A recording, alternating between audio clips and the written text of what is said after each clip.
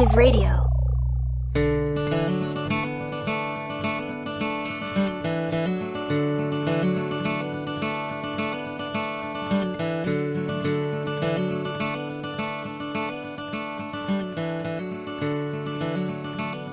Texas History Lessons presents an occasional daily dose of Texas history with your host, Michael. On April 24th, 1931, O.P. DeWalt was assassinated. Now, you might not have heard of Mr. DeWalt before, and that's pretty sad, because I think he's a man that deserves remembering. So let's fix that right now. And to be honest, I had some trouble digging up some information about Mr. DeWalt, and that's sad too, but I'm going to do my best.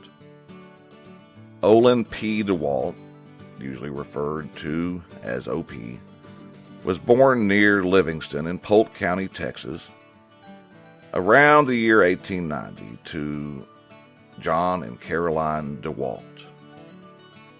After getting educated in a rural area school, DeWalt entered Prairie View College in 1907 and graduated with honors in 1910. He then moved to Houston and started working as a real estate agent with T.M. Fairchild. And in 1913, he married Maud Pernetter. He served briefly as the principal for Independent Heights High School before doing what one of the reasons he's remembered. He opened the Lincoln Theater and managed that theater as the first exclusively black theater in Houston, providing entertainment to the black citizenry of Houston. And this is significant because at that time, the odds of being able to go into a theater with a white audience probably wasn't that good. And if you did, you would have been segregated. I don't know enough, but I'm fairly safe in saying that, I think. Now, in addition to that, he still maintained a real estate office, and he did that up in the theater's upper floors. And the upper floors also served as a professional space and meeting place for African American fraternities. Now, suffice to say, this period of time in Texas and elsewhere throughout the country was not when the United States of America or Texas portrayed itself in the best way possible. It was during the years of Jim Crow, segregation, voter manipulation, and just flat out not letting people vote, finding ways around that. So, Mr. DeWalt, you might not be surprised to seeing this going on and the way things were. He was a charter member of the Houston branch of the NAACP when it was founded in Houston in 1918. And through the 1920s, he served as its president. Now, as I said, we weren't our best self as a nation at that time.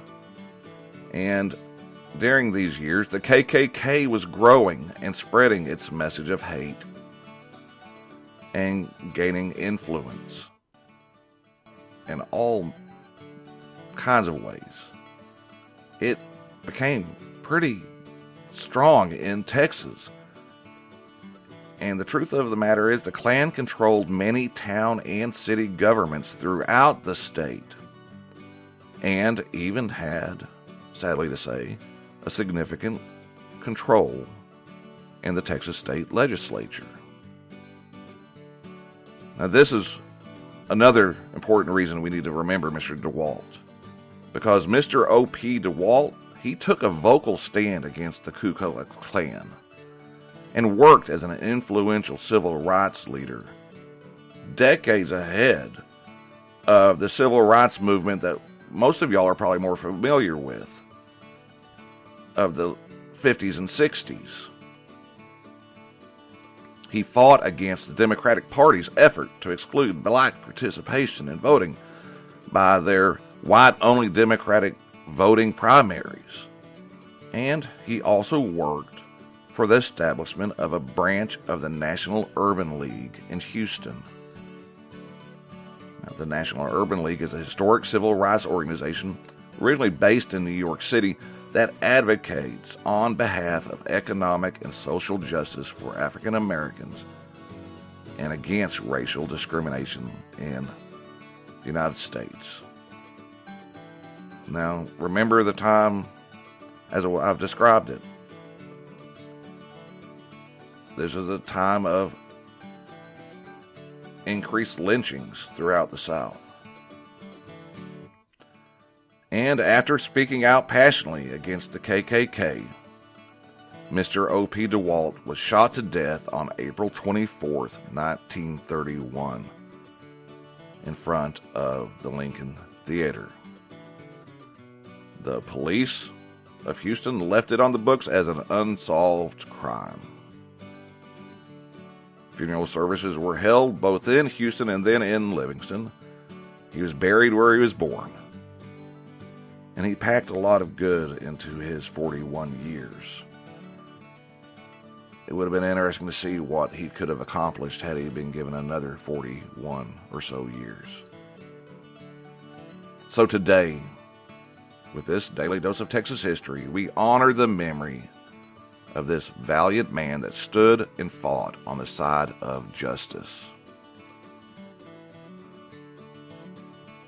So that's going to do it for today's Daily Dose of Texas History.